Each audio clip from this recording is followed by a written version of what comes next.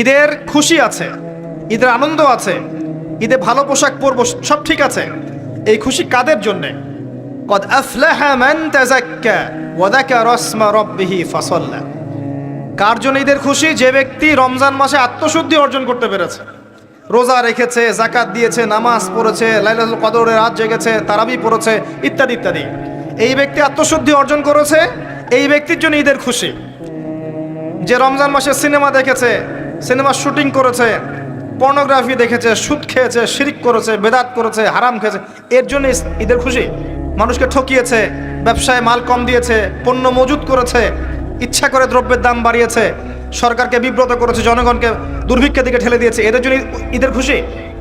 কখনো না। ঈদের খুশি তাদের জন্য যারা আত্মশুদ্ধি অর্জন করতে পেরেছে। ঈদের দিনে পশ্চিমা সংস্কৃতির কোনো কিছু অনুসরণ করবেন না। আগে বলি কি করবেন না। ঈদের দিনে গান বাজাবেন না।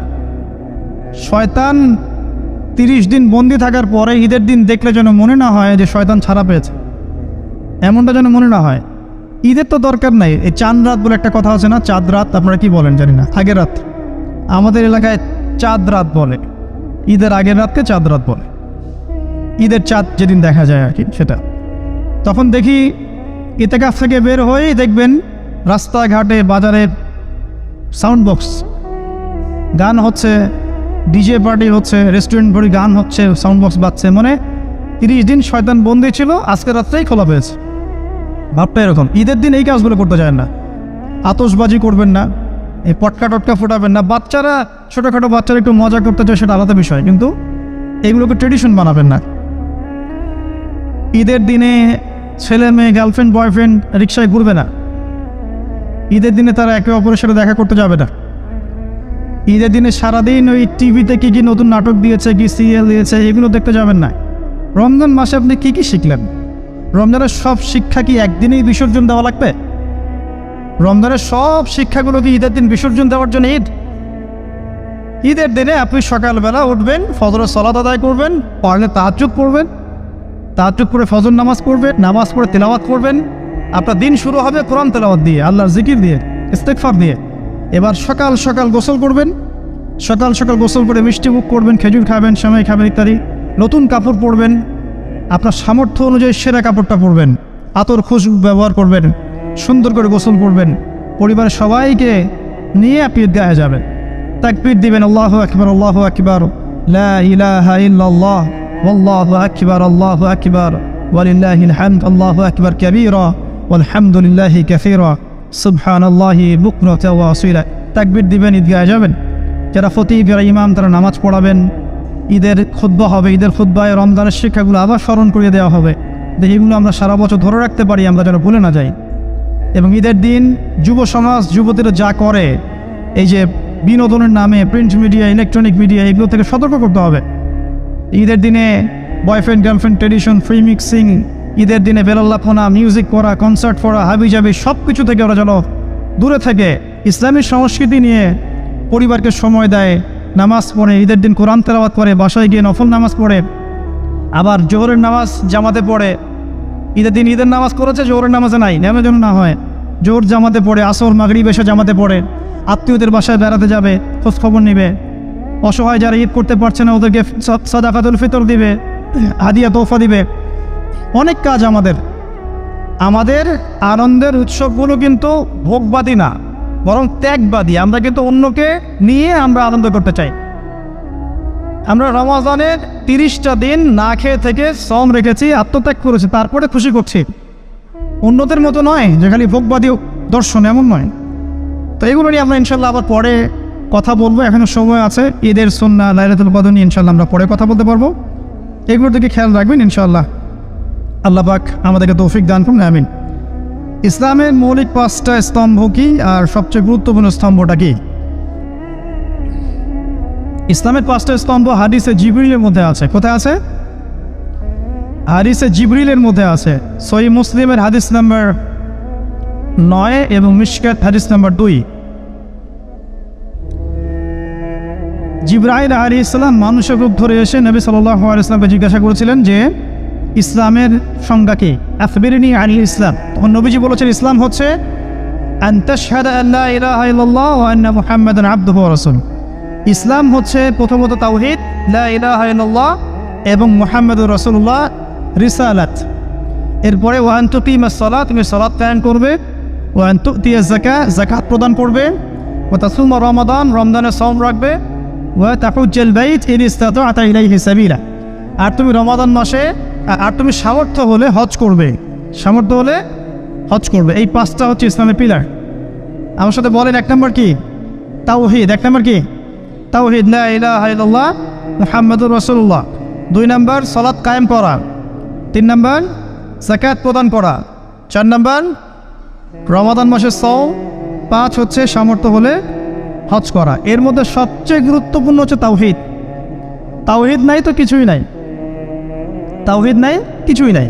লা ইলাহা ইল্লাল্লাহ মানে সব কিছু আল্লাহ থেকে হয়, আল্লাহ ছাড়া কিছুই নাই। কল্যাণ অকল্যাণ, ভালো মন্দ, ইবাদত, আমার ভালোবাসা, ভয় সব কার জন্যে? আমার জীবন মরণ ত্যাগ তিতিক্ষা সব কার জন্যে? আল্লাহর জন্যে। এটা আল্লাহ, লা ইলাহা ইল্লাল্লাহ। আর মুহাম্মাদুর রাসূলুল্লাহ মানে সব কাজ হবে একজনের তরিকায়। তার নাম কি? প্রতিটা কাজ করবো কার তরিকায়?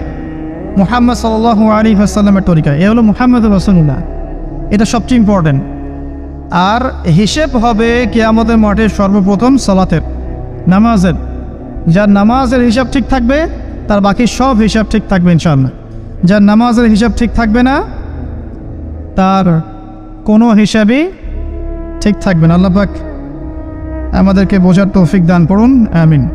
5 ওয়াক্ত নামাজ জামাতে পড়ার তৌফিক দান করুন। 5 ওয়াক্ত নামাজ জামাতে পড়ার চেষ্টা করেন। খুব সিম্পল জিনিস, খুব বেশি কিছু দরকার নেই আমাদের। 5 ওয়াক্ত নামাজ আপনি জামাতে পড়ার চেষ্টা করেন। বাসার থেকে ওযু করে বের হবেন, প্রত্যেক পদক্ষেপ হাঁটবেন, আপনার একটা স্টেপে একটা করে গুনাহ মাফ হবে, একটা নেকি লেখা হবে, মর্যাদা বাড়িয়ে দেওয়া হবে। একে 10 দিয়ে গুণ করা হবে, রমজান মাসে আরো 70 দিয়ে গুণ করা হবে ইনশাআল্লাহ। ফজরের নামাজটা জামাতে পড়লেন, নামাজটা জামাতে পড়ার পর আপনি বসে থাকবেন, কিছু সময় জিকির আজগার তাসবিহ তাহলিল করবেন, পারলে 1 পারা করে কোরআন তেলাওয়াত করবেন। ফজরের নামাজ হয়ে গেছে, আপনি কোরআন তেলাওয়াত করেন। 1 পারা পড়তে সময় লাগবে আধা ঘন্টা, 40 মিনিট, কারো 1 ঘন্টা। এরপর সূর্য উঠে যাবে, উঠে গেলে পরে আপনি 2 রাকাত ইশরাকের নামাজ পড়বেন, নামাজটা পড়ে বাসায় যাবেন। আল্লাহর নবী বলছেন সাল্লাল্লাহু আলাইহি ওয়াসাল্লাম, আপনার আমল নামায় একটা কবুল হজ, একটা কবুল ওমরার নেকি লেখা হবে ইনশাআল্লাহ। এবার রেস্ট করেন, বাসায় গিয়ে রেস্ট করেন। যখন ঘুমাবেন তখন ঘুমের সুন্নাহগুলো আদায় করেন। সূরা ফালাক নাস ইখলাস পড়েন, ফু দেন, দিয়ে গা মাসাহ করেন, আয়াতুল কুরসি পড়ে ঘুমান, ঘুমের দোয়া পড়ে ঘুমান, ঘুমটাও নেকি হবে ইনশাআল্লাহ। এরপর হয়তো আপনি কাজে যাবেন, চাকরিতে যাবেন, বা ব্যবসায় যাবেন, বা আপনি শিক্ষাক্ষেত্রে যাবেন, ইত্যাদি ইত্যাদি। আপনি বেশি বেশি জিকির করবেন। কি করবেন? সুবহানাল্লাহ পড়বেন, আলহামদুলিল্লাহ পড়বেন, আল্লাহু আকবার পড়বেন, লা ইলাহা ইল্লাল্লাহ পড়বেন, লা হাওলা ওয়ালা কুওয়াতা ইল্লা বিল্লাহ পড়বেন, পড়বেন হাসবি আল্লাহ ওয়া নি'মাল ওয়াকিল, সুবহানাল্লাহি ওয়া বিহামদিহি, সুবহানাল্লাহিল আযীম, সুবহানাল্লাহিল আযীম ওয়া বিহামদিহি, পড়বেন আস্তাগফিরুল্লাহ ওয়া আতুবু ইলাইহি, আস্তাগফিরুল্লাহ ওয়া আতুবু ইলাইহি, পড়বেন লা ইলাহা ইল্লাল্লাহ ওয়াহদাহু লা শারীকা লাহ, লাহুল মুলকু ওয়া লাহুল হামদু ওয়া হুয়া আলা কুল্লি শাইইন কাদির। পারা যাবে না ইনশাআল্লাহ? বেশি বেশি পড়বেন। আরেকটা কাজ করবেন, প্রতিটা কাজ নবী সাল্লাল্লাহু আলাইহি ওয়াসাল্লামের সুন্নাহ মাফিক করার চেষ্টা করবেন। সুন্নাহ মাফিক, খাচ্ছেন তার সুন্নাহ মাফিক, টয়লেট করছেন তার সুন্নাহ মাফিক, ঘুমাচ্ছেন তার সুন্নাহ মাফিক। সুন্নাহর বইগুলো আছে না বাজারে, কিনে নেবেন, কিনে নিয়ে দেখবেন প্রতিটা কাজ কিভাবে করলে সুন্নাহ হবে। এই কাজগুলো করতে গিয়ে আপনাকে গভর্নমেন্ট বাধা দিবে, বিশ্বের পরাশক্তিরা বাধা দিবে, আপনাকে কি কেউ পিটাবে এগুলো করলে, জেল খাটাবে?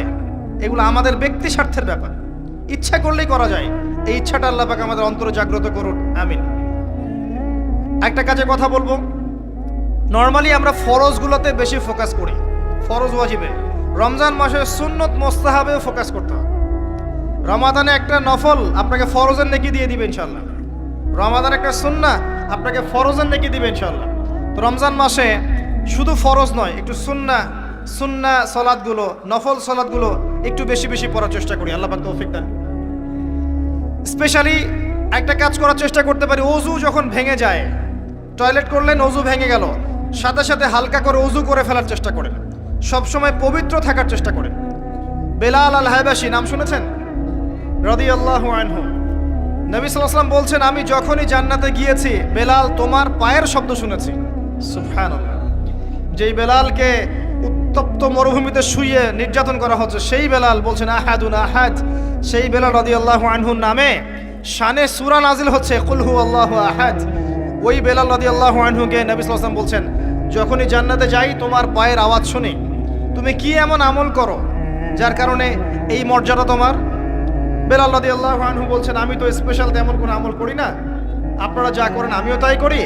তবে আমার যখনই ওযু ভেঙে যায় আমি ওযু করি, আর আমি ওই ওযু দিয়ে 2 রাকাত নামাজ পড়ি।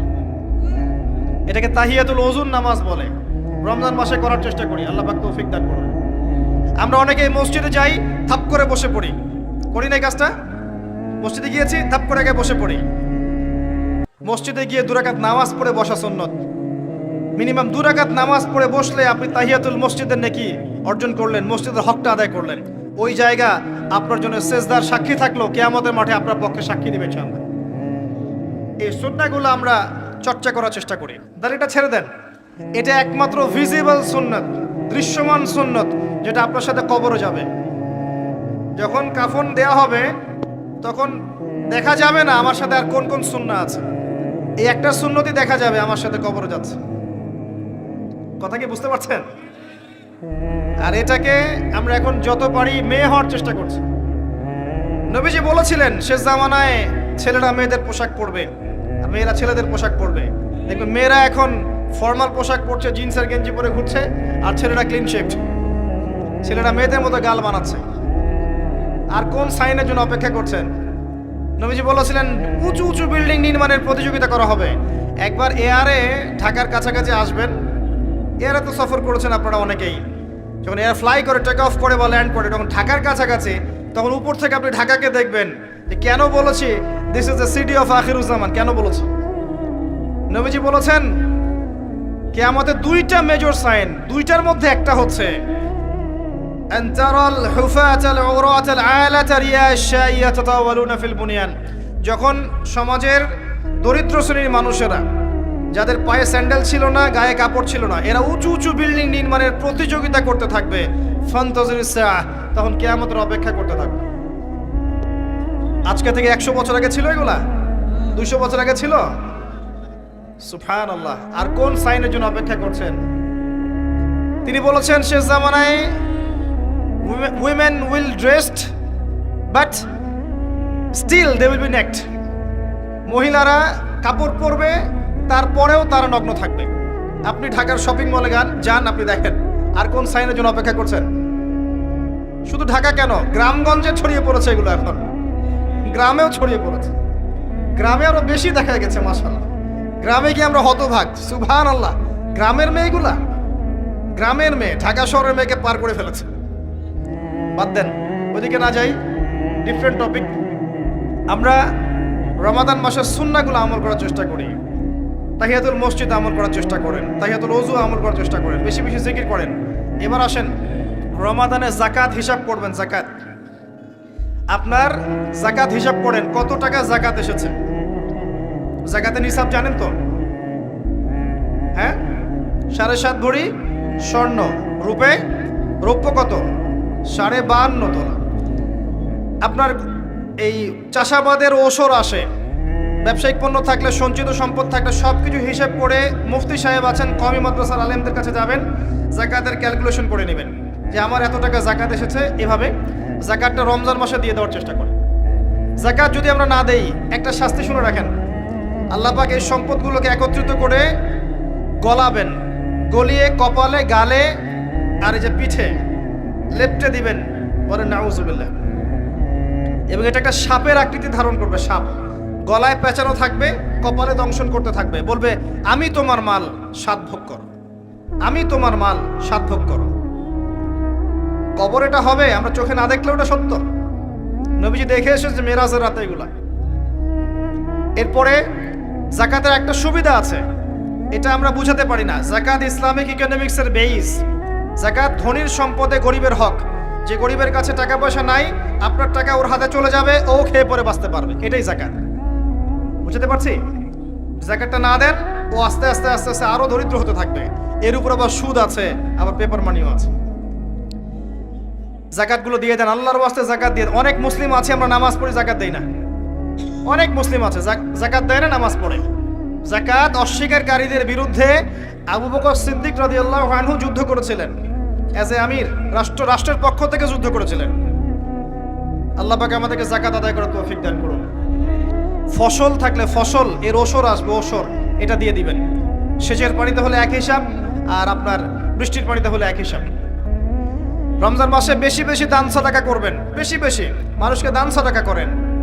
পণ্যের দাম কমিয়ে দেন, মানুষকে সাদাকা করেন। প্রত্যেকটা দিন 10 টাকা, 20 টাকা, 100 টাকা সাদাকা করতে চেষ্টা করেন।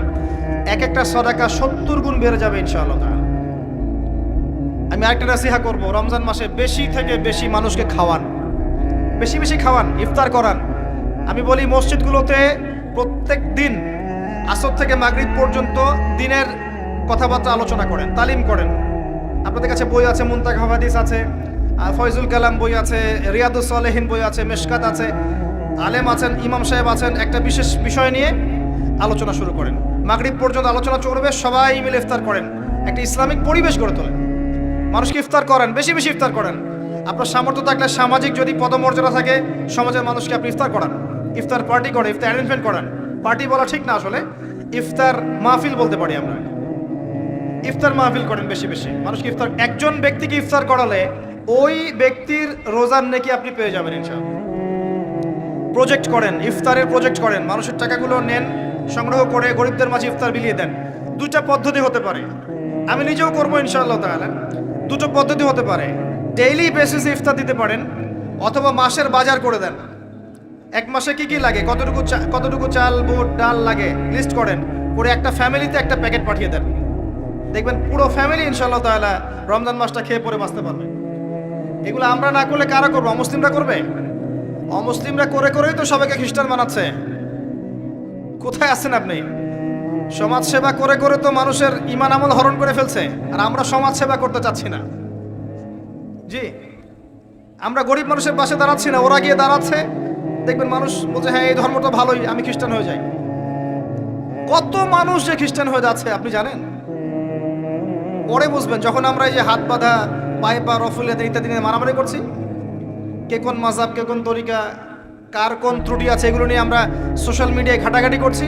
এই সময়গুলোর মধ্যে এগুলো অনেক এগিয়ে গেছে। এরা আরও এসব এই খোরমা জিলাপি নিয়ে মারামারি করতে থাক, দেখবেন আস্তে আস্তে আস্তে আস্তে কোন দিকে চলে যায় পরিস্থিতি। গলার মধ্যে দড়ি দিয়ে ফাঁস লাগানো হয়ে গেছে, খালি টানা বাকি আছে। আরে এখন ঝগড়া করে বেড়াচ্ছে কোন আলেমের কোন সমস্যা। লাহুম কুলুবুন লা ইয়াফকাহুনা বিহা, আল্লাহ পাক বলেছেন সূরা আরাফ 179। রমজান মাসে বেশি বেশি ইফতার করান, বেশি বেশি দান সাদাকা করেন। আর একটা কাজ বলে আমি শেষ করছি, রমজান মাসে পরিবারকে সময় দেন। পরিবারকে সময় দেন, পরিবারের হক আছে আমাদের উপরে। স্ত্রীকে সময় দেন, স্বামীকে সময় দেন, একসাথে ইফতার বানান। একটা পরিবেশ, একটা আনন্দ, একটা উৎসবের আমেজ যেন বিরাজ করে। ছোট ছোট বাচ্চাদেরকে রোজা রাখতে উৎসাহিত করেন। সবাই একসাথে বসে একটা বড় প্লেটে ইফতার করেন। বাচ্চারা যখন বড় হবে তখন বলবে ছোটবেলায় আমরা বাবা মার সাথে এভাবে ইফতার করেছি, সংস্কৃতি লালন করেছি। পারিবারিক হৃদ্যতায় চলে আসেন, প্রতিবেশীকে ইফতার পাঠান, প্রতিবেশীকে ইফতার হাদিয়া দেন, মসজিদে একসাথে ইফতার করেন। তারপর রাতের বেলা তাহাজ্জুদে দাঁড়ান, তারাবিতে দাঁড়ান, তারাবির নামাজে ধীর স্থিরভাবে কেরাত করেন। ইমাম যাকে নিযুক্ত করবেন তাকে সুললিত কণ্ঠে কোরআন তেলাওয়াত করতে বলবেন, ধীর স্থিরভাবে, তাকে প্রেশার দিবেন না। তার দায়িত্ব নিয়ে নেন। ইমাম হাফেজদের পুরো মাসের দায়িত্ব নেন, তার পরিবারের দায়িত্ব নেন। একটা সম্মানজনক হাদিয়ার ব্যবস্থা করে দিবেন, যাতে করে তারা নিশ্চিন্তে থাকে পুরো মাস, তাকে অন্যদিকে ফোকাস করতে না হয়। অন্য কান্ট্রিতে যখন কোনো সায়েন্টিস্ট থাকে, তার পরিবারের দায়িত্ব পুরো রাষ্ট্র নিয়ে নেয়, সে ঠান্ডা মাথায় গেলে গবেষণা করবে। একই প্রসেস, আপনি আলেম ওলামা, ইমাম, হাফেজদের দায়িত্ব নিয়ে নেন, তার পরিবারের দায়িত্ব নিয়ে নেন। বা হুজুর আপনি আপনার কাজ করেন, আমরা আপনার পরিবার দেখছি। তাকে আপনি কোরআন তেলাওয়াত করতে দেন, কোরআন হিফজ করবে, মানুষকে কোরআন শেখাবে, তারাবির নামাজ পড়বে, ইমামতি করবে, মানুষকে দার্স দিবে, খুতবা দিবে। আসেন যে মেজর পয়েন্টটা বাকি আছে সেটা বলি। তার আগে এটাও বলি যে ইফতার করার সময় বেশি খাবেন না। যদি আপনি বেশি খান তাহলে আপনি তারাবির নামাজে দাঁড়াতে পারবেন। আর একটা মেজর কথা, এটা লাস্ট পয়েন্ট, সেটা হচ্ছে এই মাসে কি নাজিল হয়েছে ভাই? কোন কারণে এই মাসটা সম্মানিত? এই মাসে আল্লাহর কিতাবকে সময় দিতে হবে, এই কিতাবকে সময় দিতে হবে। আল্লাহ রাব্বুল আলামিন বলেছেন এই কিতাবের মধ্যে সবকিছুর সমাধান আছে। আল্লাহ পাক বলেছেন এই কিতাবে কোনো সন্দেহ নাই। আল্লাহ পাক বলেছেন এই কিতাব আমাদের জন্য সুসংবাদ এবং শেফা, আরোগ্য, রহমা। এখন একটু বসেন, একটু সময় নেন। এই কিতাব প্রথমত আপনাকে তিলাওয়াত করা শিখতে হবে। রমজান মাস আসার আগেই আপনি তিলাওয়াত করা শিখে ফেলেন। যদি না জানেন, রমজান মাসে পুরো 1 মাস তাজবিদ শিখবেন স্থানীয় ইমামের কাছে। পারবেন না? 1 মাসের মধ্যে কোরআন তেলাওয়াত শেখা সম্ভব, 1 মাসে শেখা সম্ভব। শয়তান আপনাকে 3টা ধোঁকা দিতে পারে। শয়তান আপনাকে বোঝাতে পারে আপনি অনেক জানি, আমার জানার দরকার নাই। শয়তান বোঝাতে পারে আমার বয়স হয়ে গেছে, আমার দ্বারা হবে না। শয়তান বোঝাতে পারে আমার অনেক সময় পড়ে আছে, পরে শিখে নিব। আল্লাহর ওয়াস্তে শয়তানের ধোকায় পড়বেন না। এই মাসে কোরআন শেখেন। কে জানে আপনি আগামী মাস পান কিনা। কোরআন শিখে নেন, রমজান মাসে তেলাওয়াত করে শিখে নেন। কি পাবেন? কয়েকটা হাদিস বলছি। নবী সাল্লাল্লাহু আলাইহি ওয়াসাল্লাম বলেছেন এই কোরআন আপনার পক্ষে দলিল হবে অথবা বিপক্ষে দলিল হবে। হুজ্জাতুন লাকা ওয়া আলাইক, আপনার জন্য শাফিউল লি আসহাবি, এটা সুপারিশকারী হবে আপনার জন্য। প্রত্যেক হরফে আপনি 10টা করে নেকি পাবেন। কোনোদিনও আমি বলি নাই কোরআন তেলাওয়াত করলে নেকি হবে না। এই যে কাটছাট ভিডিও দেখলে আলেম ওলামাও ভুল মেসেজ পায় এবং দেখা যায় একজন বরেণ্য আলেম হয়েও ভুল কথা বলতে শুরু করেন। এজন্যই বলি এর ক্ষতিকর দিক কত। মূল বিষয় তার নখদর পড়ে নাই, একটা কাটছাট ভিডিও দেখেছে, দেখেই কথা বলা শুরু করলো। কিন্তু সে আলেম, তার জানা উচিত কাফা বিল মারই কাযিবান ওয়া হুয়া ইয়াকুল কুল্লামা সামিআ। একজন মানুষের জন্য মিথ্যাবাদী হওয়ার জন্য এতটুকু যথেষ্ট, যা শুনলাম যাচাই বাছাই না করেই প্রচার করলাম। ইয়া আইয়ুহাল্লাযীনা আমানু ইন জাআকুম ফাসিকুম বিনাবাইন ফাতাবায়ানু, কোনো ফাসিক যদি কোনো খবর নিয়ে আসে সেটা আগে তথ্য যাচাই করো, তারপরে কথা বলো। ইশতারিবু কাসীরাম মিনাজ যন, বেশি বেশি অনুমান থেকে বেঁচে থাকো। ইন্না বা'দা যন্নি ইসম, এগুলো আমরাই ভুলে যাচ্ছি এখন। আমি বলছি বারবার, স্পষ্ট করে বলছি, কোরআন তেলাওয়াত করলে প্রত্যেক হরফে 10টা করে নেকি হবে।